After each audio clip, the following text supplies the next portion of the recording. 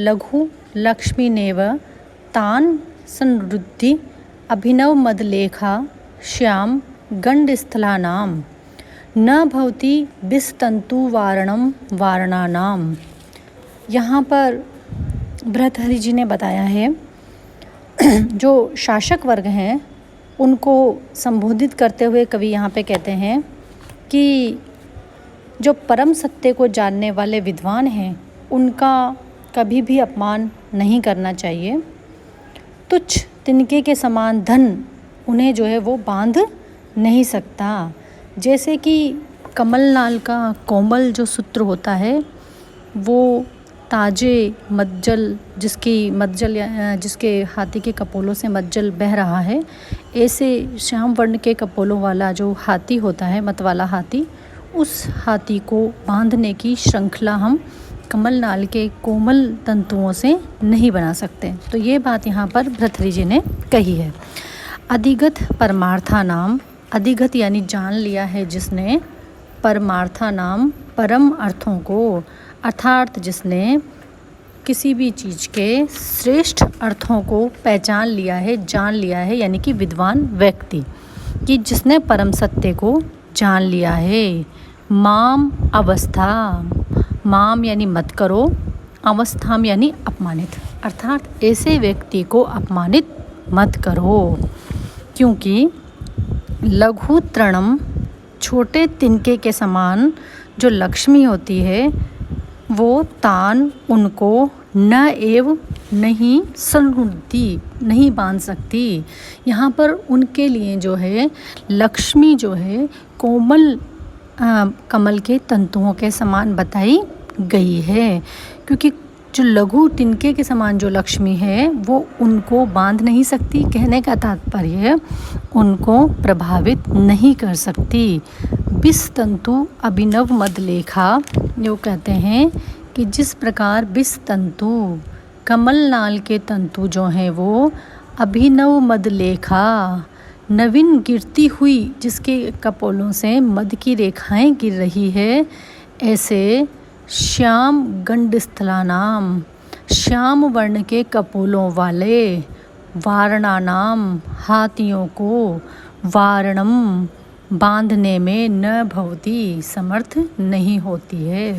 कहने का तात्पर्य ये है कि कोई मदमस्त हाथी अगर है तो वो मदमस्त हाथी, ऐसा हाथी जिसका मद जल, ऐसा माना जाता है कि जब हाथी अपने युवावस्था में होता है और मद से युक्त होता है तो वो मद जल उसके कपोलों से उसके गाल पर बहता है, जिससे उसके कपोल श्याम वर्ण के हो जाते हैं।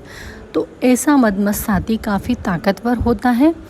उस मदमस्त हाथी को आप कमलनाल के सूत्र से, कमल की जो डंडियाँ होती है उनका सूत्र बना करके आप ऐसे हाथी को बांध नहीं सकते।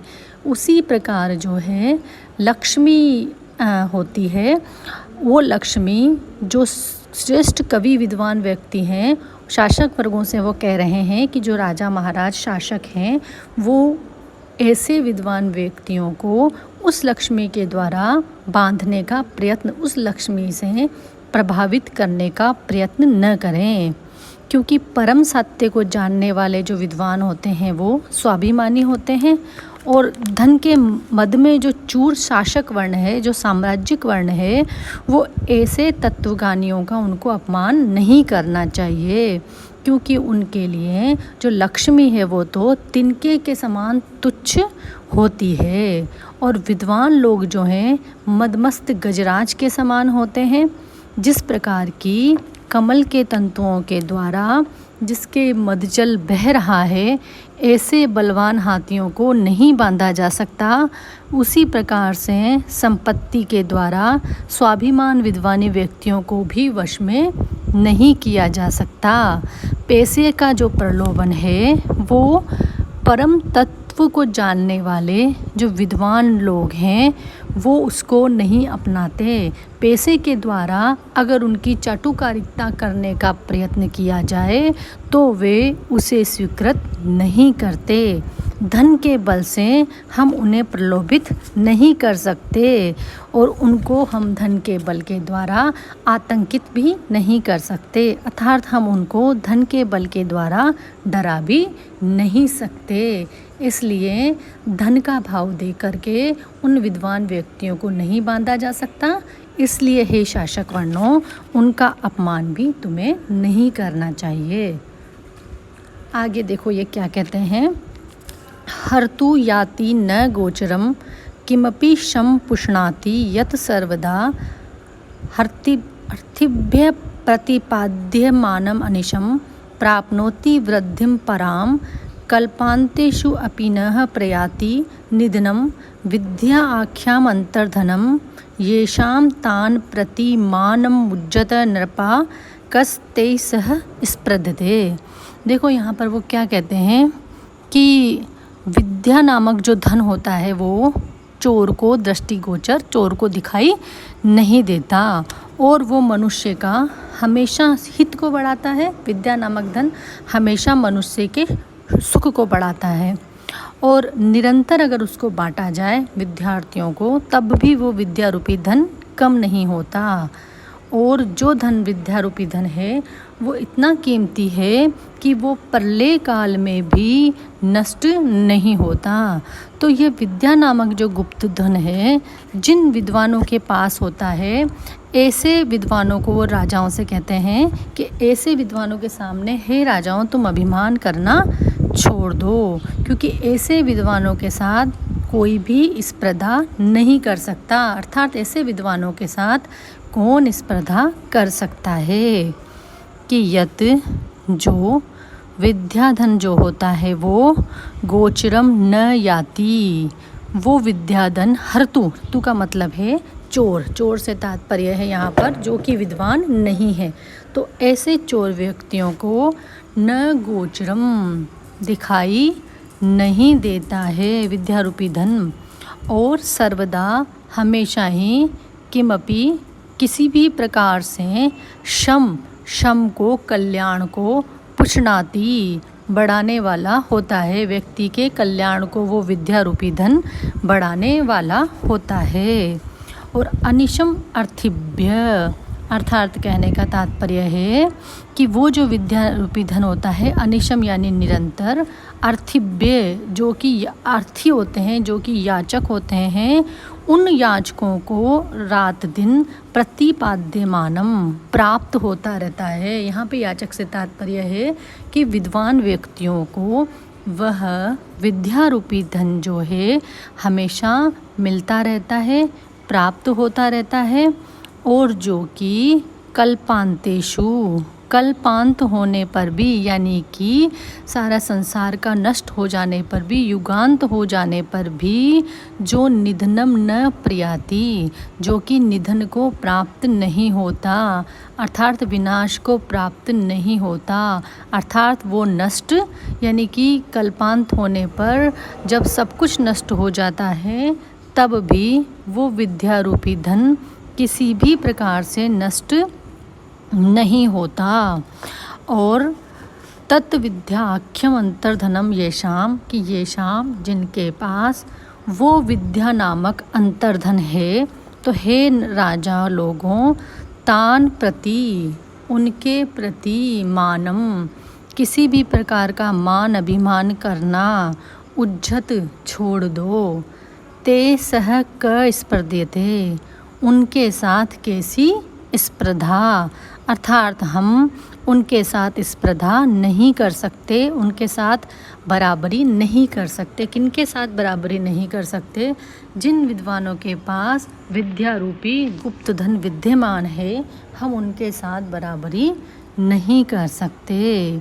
कि जो विद्या नामक धन हर्तु चोरी करने वालों को न गोचरम दिखाई नहीं देता, क्योंकि कोई चोर उस विद्या रूपी धन की चोरी ही नहीं कर सकता, तो इसलिए वो विद्या रूपी धन जो है किसी भी प्रकार से चोर व्यक्तियों को दिखाई नहीं देता।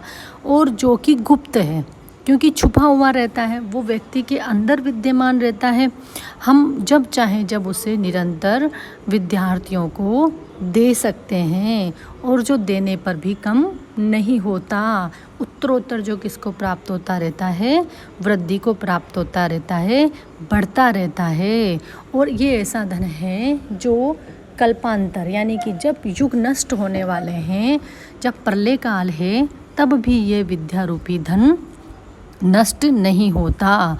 ज्ञान जो है वो प्रलय काल में भी नष्ट नहीं होता। कवि जो है राजाओं को संबोधित करता हुआ कहता है कि आप विद्या वैभव से संपन्न विद्वानों के सामने कभी भी मिथ्या गर्व का प्रदर्शन मत करो, क्योंकि कोई भी जो धनी व्यक्ति होता है वो विद्वानों की तुलना में नहीं ठहरता। अर्थात कहने का तात्पर्य है कि विद्वानों के पास ऐसा धन है जो धनिक लोगों के पास नहीं होता है। इसलिए विद्वानों के साथ जो है किसी भी प्रकार की स्पर्धा करना अनुचित ही है। विद्वान व्यक्ति जो होते हैं वो तो सम्मान के पात्र होते हैं, हमें उनका अपमान नहीं करना चाहिए, क्योंकि उनका धन जो है वो सर्वश्रेष्ठ होता है और जो है उसको चुराया भी नहीं जा सकता। जबकि जो संपन्न धनी व्यक्ति हैं उनके धन को तो चुराया जा सकता है। तो इस प्रकार से यहाँ पर यह बात बताई गई है। आगे हम लेंगे, इसमें भी जो है विद्वानों की प्रशंसा ही की गई है।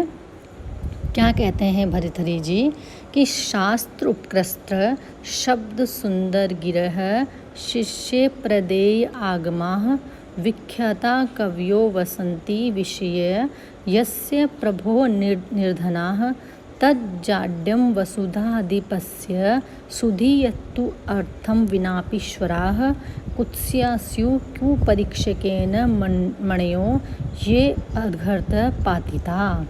कहने का तात्पर्य यहाँ पर भर्तृहरि जी विद्वानों की प्रशंसा करते हुए कह रहे हैं कि शास्त्र उपस्कृत शब्द सुंदर गिरह, शास्त्रों से उपस्कृत यानी कि शास्त्रों से संस्कृत सुंदर गिरह, सुंदर शब्दों वाली जो वाणी है वो शिष्य प्रदेय आगमा, शिष्यों को प्रदेय देने वाले, आगमा यानी ज्ञान, शिष्यों को जो ज्ञान देते हैं।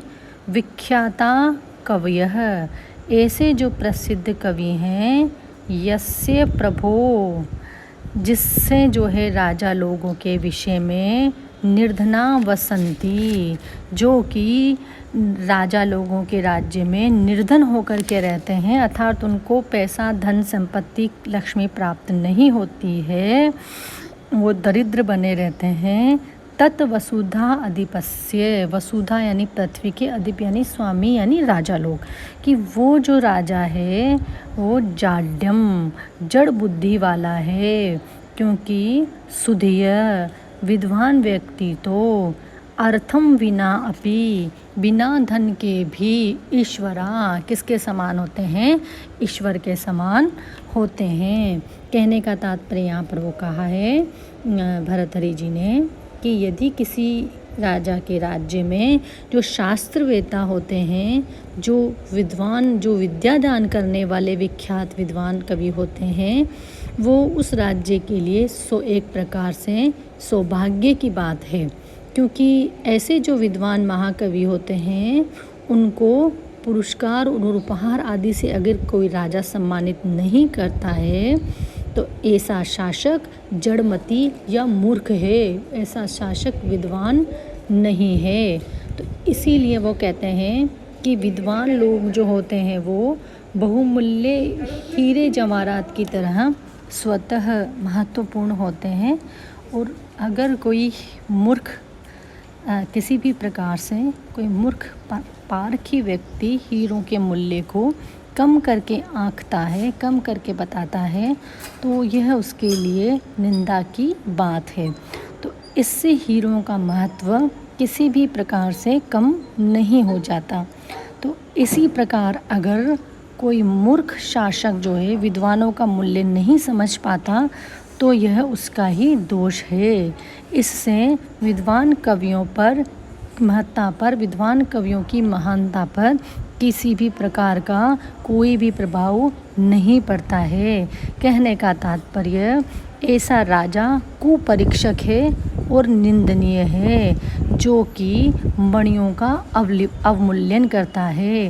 अर्थात कवि रूपी श्रेष्ठ विद्वान रूपी जो मणियाँ उसके पास है, उनका वो सही तरीके से मूल्यांकन नहीं कर पाता। तो ऐसा शासक, ऐसा विद्वान मूर्ख व्यक्ति ही कहलाएगा। ऐसे विद्वान कवियों की महत्ता पर अगर राजा ऐसा करता है तो कोई प्रभाव नहीं पड़ता है।